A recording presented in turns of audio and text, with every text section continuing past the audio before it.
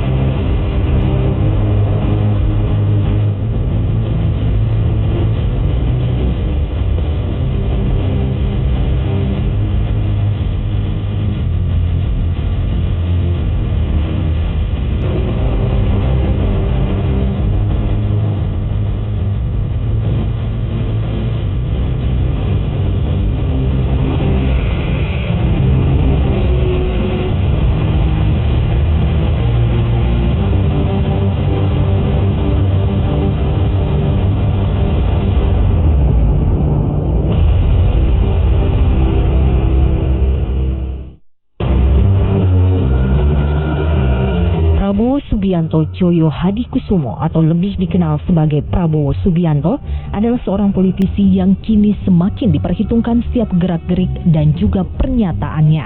Terlebih lagi Prabowo Subianto adalah tokoh partai politik oposisi yang kini kembali menjadi salah satu calon presiden dalam Pilpres 2019 mendatang.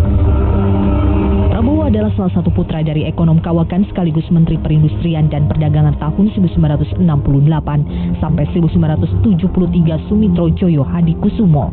Sang kakek Margono Joyo Hadikusumo merupakan salah satu pendiri Bank Negara Indonesia BNI. Lahir dari keluarga terpandang dengan latar belakang ekonomi, ternyata tidak lantas membuat Prabowo muda langsung menekuni dunia bisnis ataupun ekonomi. Setelah menyelesaikan masa pendidikannya di American School di London, Inggris, Prabowo Subianto masuk ke Akademi Militer pada tahun 1970.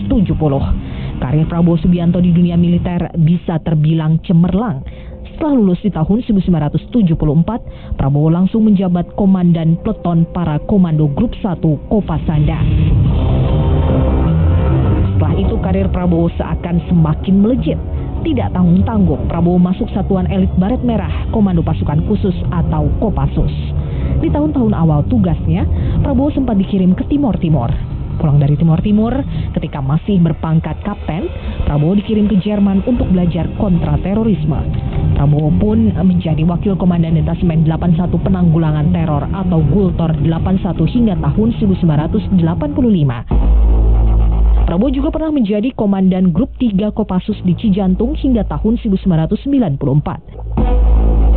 Seiring perjalanan waktu, Prabowo pun akhirnya menjadi Komandan Jenderal atau Danjen Kopassus antara Desember 1995 hingga Maret 1998.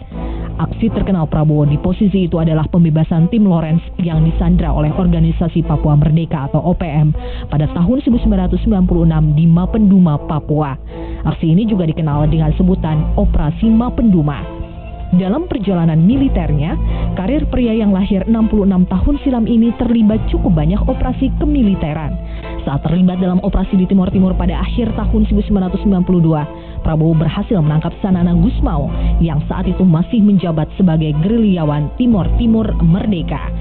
Prabowo juga pernah memimpin misi untuk menangkap Nicolau dos Reis Lobato, wakil ketua Fretilin, yang pada saat itu juga menjabat sebagai Perdana Menteri pertama Timor Timur.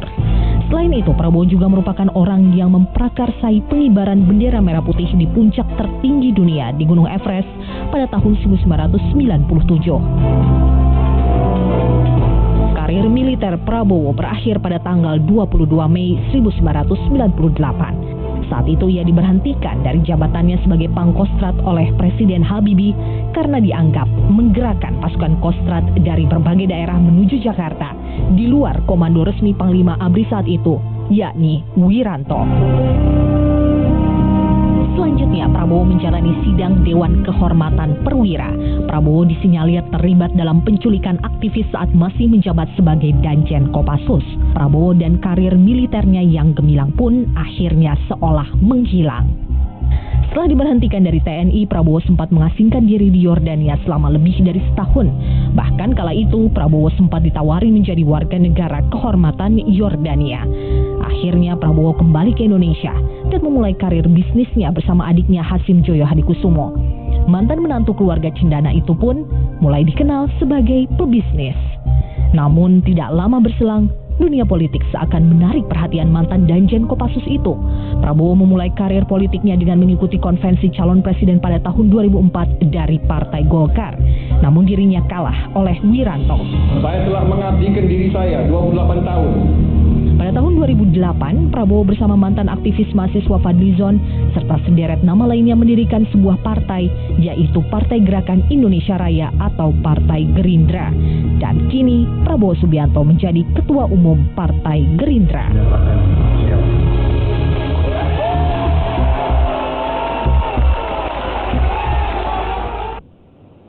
Selamat malam, saya Rusiana Silalahi. Dan malam hari ini, Rosi mendapat kesempatan yang istimewa.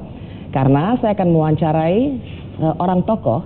Ia adalah salah satu dari tokoh utama politik Indonesia. Sebelum saya menyapa beliau, seperti biasa di Rosi, saya mengundang netizen untuk mengirimkan komentar Anda melalui atau mention @kompas.tv. Hashtagnya adalah Prabowo di Rosi. Atau Anda bisa berinteraksi lewat kompas.tv/interaktif, atau Anda juga bisa menyaksikan wawancara eksklusif ini tidak saja di layar Kompas TV, tapi di kompas.tv/live. Seseorang yang tentu tidak asing bagi Anda. Ia tidak saja menjadi Ketua Umum Partai Gerindra, tetapi juga ia menjadi calon presiden nomor urut 02. Selamat malam Pak Prabowo. Selamat malam. Sudah lama kita nggak ketemu. Rasanya seperti kemarin. Rasanya seperti kemarin. Karena saya baru ketemu Pak Prabowo sekarang, saya mau bilang selamat untuk pencaksilat yang menjadi lumbung emas di Asian Games. Terima kasih, terima kasih. Keren banget itu. Terima kasih. Ya. Nyabet habis seluruh medalinya dan membawa nama baik, nama harum Indonesia. Yaitu prestasi anak-anak kita. Perjuangan mereka, kerja keras mereka. Untuk jadi atlet nasional itu kan pengorbanannya besar. Ya. Berjam-jam tiap hari, di tengah sekolah mereka harus latihan. Tapi alhamdulillah. Ya. Jadi kebanggaan banget ya pasti buat Pak Prabowo ya, itu kado kayaknya. Saya kira saya bangga karena itu ya mereka bisa berprestasi untuk negara kan. Karena sebentar lagi juga mau ulang tahun, semoga itu juga jadi kado ulang tahun Bapak. Terima kasih, terima kasih. Pak Prabowo, saya mau mulai dulu Pak. Perbincangan ini dengan sesuatu yang terjadi di tanah air. Kita tahu ada bencana yang terjadi di Sulawesi Tengah. Beberapa saat kemudian setelah ada bencana di Sulawesi Tengah, Bapak langsung menggelar konferensi pers. Terus Bapak bilang begini, mengapresiasi kinerja pemerintah. Sebagai orang yang berada di luar pemerintah atau yang biasa disebut oposisi, mengapa pesan dukungan ini penting buat Bapak? Saya kira begini ya Mbak Rosi, jadi kalau sudah menyangkut negara dalam keadaan susah, rakyat dalam keadaan susah, terancam, memang seharusnya kita bersatu. Siapapun pemimpinnya, siapapun pemerintahnya, kita tidak melihat itu. Kita harus bersatu mendukung pemerintah yang sedang berkuasa. Jadi itu sikap kami, sikap kita lah.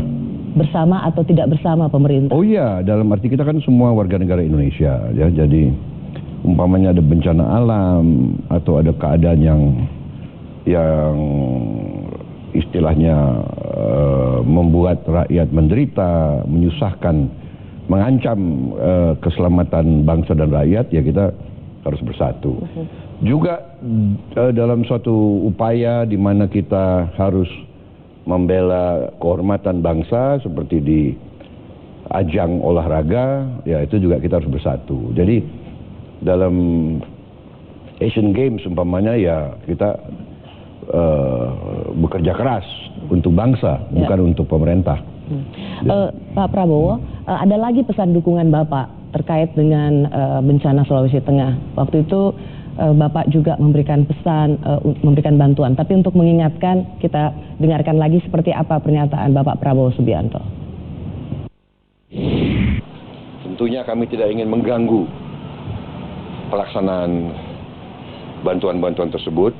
Kami paham bahwa ini semua harus di bawah satu komando, satu koordinasi. Jadi kami pun siap untuk membantu pemerintah dalam kapasitas kami. Jadi saya dan Pak Sandi setiap saat kami siap untuk dipanggil oleh pemerintah untuk melihat seandainya pemerintah ingin menggunakan beberapa resources yang ada pada kami. Saya kira itu. Bapak mengatakan siap dipanggil pemerintah, membantu pemerintah dengan resources yang ada.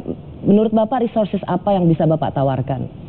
Kami umpamanya punya sayap-sayap pemuda kami yang sebagian dilatih untuk tanggap bencana, ya.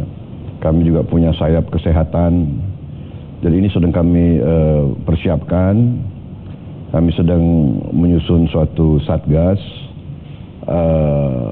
Kita kumpulkan semua alat-alat yang bisa kita kumpulkan, bahan-bahan makanan, tenaga-tenaga medis dan tenaga-tenaga lapangan.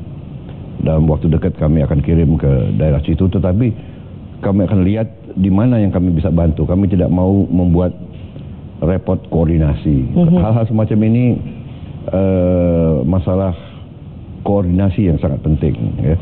Jadi kalau semua orang mendadak sekarang datang, waduh, nanti kita kasihan pemimpin-pemimpin lapangan di sana, ya.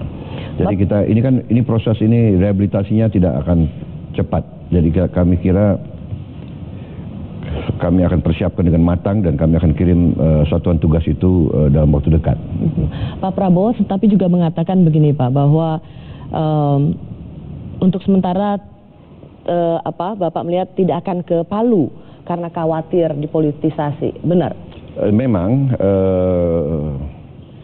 saya pikir biarlah pemerintah yang berperan sekarang, ini adalah tugas mereka, dan kami akan backup saja. Tapi pada saat dibutuhkan kami siap. Kenapa Bapak cemas itu dipolitisasi? Bukankah Bapak datang ke sana atas niat untuk kemanusiaan? Benar, tetapi dalam situasi yang sangat susah, sangat kritis, apa yang bisa saya lakukan sebagai pribadi? Saya bukan dokter, saya bukan paramedis, ya kan?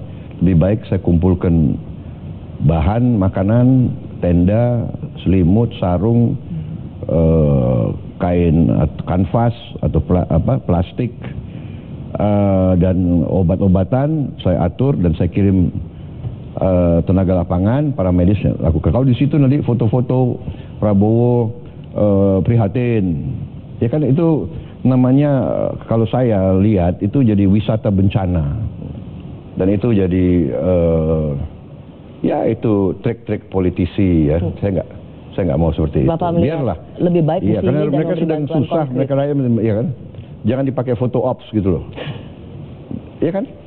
Bapak melihat memang bencana sekarang lebih sering dipolitisasi? Tidak. Kalau sudah terjadi bencana, kita negara yang penuh dengan potensi bencana, yang paling penting dibutuhkan oleh rakyat adalah makanan, obat, tenda, pelayanan. Itu yang penting. Ya guys. Kalau terlalu banyak tokoh yang datang berkunjung, rakyat ya kan. Kalau saya lebih melihat bahwa mereka butuh pelayanan dan perlu tim-tim yang terorganisir, mungkin pasukan, mungkin batalion-batalion yang dikirim untuk bantu seperti Aceh waktu itu. Ya kan? Karena fokus ke korban justru dan rehabilitasi. Kita yang realistis aja lah, benar nggak? Itu aja maksud saya. Termasuk Bapak bilang juga. Kalau saya mau cari popularitas, saya bisa datang ke sana, ya kan? Film ini menunjukkan keprihatinan kepada rakyat. Dia butuh real makanan, obat, pelayanan, perlindungan dari alam. Itu yang mereka butuh segera, gitu. Itu jauh lebih penting. Ya. Bapak juga sempat mengatakan. Tapi kalau pemimpin negara itu ya harus. Ya, saya tidak. Tapi kami yang di luar pemerintahan, saya kira kita kasih kesempatan orang yang bekerja dulu lah. Saya rasa ini pesan yang bagus, Bapak. Jadi kalau tidak terlalu memiliki kaitan langsung, lebih baik membantu dari jauh untuk mensuplai ini pendapat saya tidak mau kritik orang lain. Tapi saya rasa itu bagus sih, Pak. Ini kan sikap saya tidak mau orang lain saya hormatilah apapun. Kan yang penting kita harus ada bantuan langsung kepada rakyat. Ya kan? Helikopter harus dikirim. Kapal-kapal harus dikirim, kan begitu. Saya tidak punya wewenang, ya kan? Bapak memiliki banyak pendukung, apa yang bisa Bapak katakan untuk ikut bersama-sama membantu bencana Sulawesi Ya, Tengah? ini yang kita sedang sekarang kita sedang menggalang dana, ya kan? Saya sudah siapkan beberapa acara untuk mencari dana dan sebagainya. Mungkin pendukung saya kan bukan orang-orang kaya ya, banyak orang miskin menengah. Jadi mungkin dia kalau nyumbang 200-300 ribu bagi dia udah berat. Tapi yang menengah-menengah mungkin kita minta dukungan ya 1-2 juta rupiah. Kalau ada 5.000 kali 1 juta udah 5M. Itu kita jadikan makanan, ya kan? Jadikan beli tenda, beli perlengkapan yang mereka butuh. Saya kira demikian. Tapi sementara kader-kader kita sebagian sudah ke sana. Kita lagi menunggu hasil evaluasi lapangan apa yang dibutuhkan ke sana.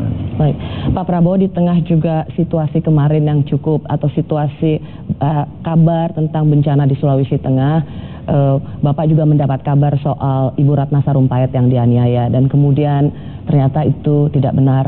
Mengapa Bapak bisa percaya? Jangan dijawab dulu, kami kembali sesaat lagi.